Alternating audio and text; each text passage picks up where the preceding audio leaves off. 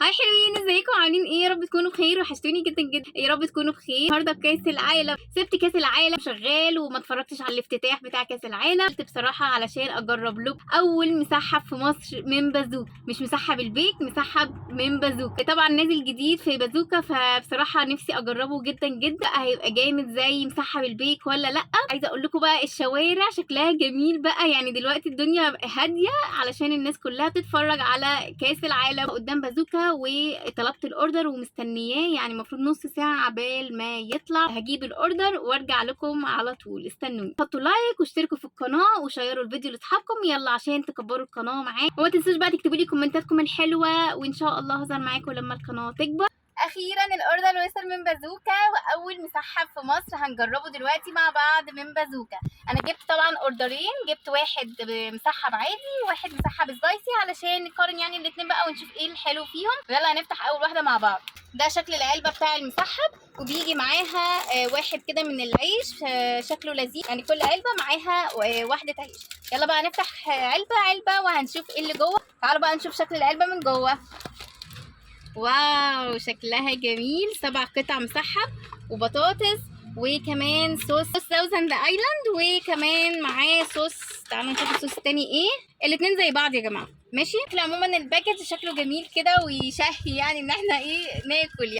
تمن الوجبه 70 جنيه على الكميه، يعني مش بطال.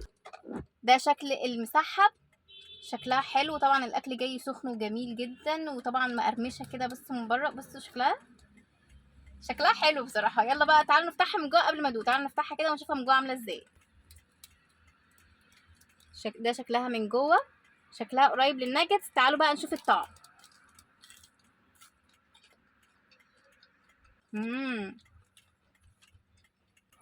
خد قطمه كمان. يلا. طعمه حلو، حاساه قريب للناجتس شويه، بس الناجتس تخين شويه، فاهمين؟ طعمه قريب للناجتس قوي، بس طعمه حلو. يعني التتبيله جوه طعمها جميل جدا.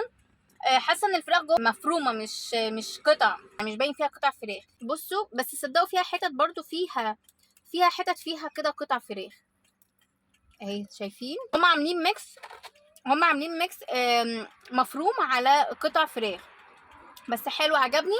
بس هو طعمه مش زي البيك بيبقى رفيع كده وطعمه مختلف. بس هو بصراحه حلو، انا عجبني. الكفر طعمه كمان جميل. ناخد كده قطمه كفر كده. الكفر كمان طعمه حلو وبيقرمش، والتتبيله طعمها حلو وسخن وحاجه كده جامده جدا. تعالوا بقى نجربها بالصوص. يلا ندوق الصوص الجامد ده. خد بس حبه كتير كده من الصوص الفظيع ده. الصوص ضيعها خالص. لا الصوص ناكل بيه البطاطس كده كده تمام. ما تاكلوش بيه المسحب عشان هيودي المسحب في حته تانية خالص. تحسي ان انت بتاكلي صوص بس هيضيع طعم المسحب، فما تاكلوش الصوص بالمسحب. المسحب لوحده حلو، والصوص لوحده كده يتاكل بالبطاطس كده هيبقى تمام قوي. وجبه المسحب دي بصراحه هديها 9.5 من 10. هي عجبتني بصراحه.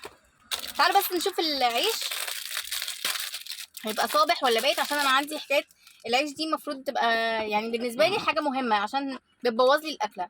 فتعالوا نشوفه كده هو صابح ولا لا. هو كده باين بايت، يعني باين هو بايت. تعالوا بس ندوق بس عشان ما نظلموش. هو يعني ايه تاريخ ايه؟ هو بصراحه تاريخ النهارده، بس طبعا اكيد من الصبح فهو مسك شويه. تعالوا ندوق الوجبه التانية اللي هي السبايسي. يلا بقى هنجرب السبايسي.